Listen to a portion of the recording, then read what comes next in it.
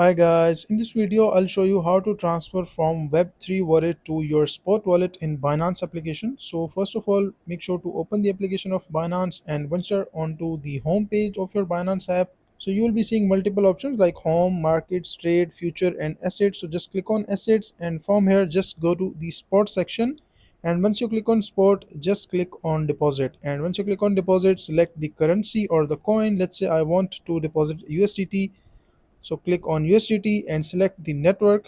Whatever the network is, you can choose Solana or any other network. Let's say I choose TRC20. And from here, just copy your deposit address. And once you copy your deposit address, go back. And after that, from here, like you can see these two options, either wallet and exchange. So click on wallet. This is Web3 wallet.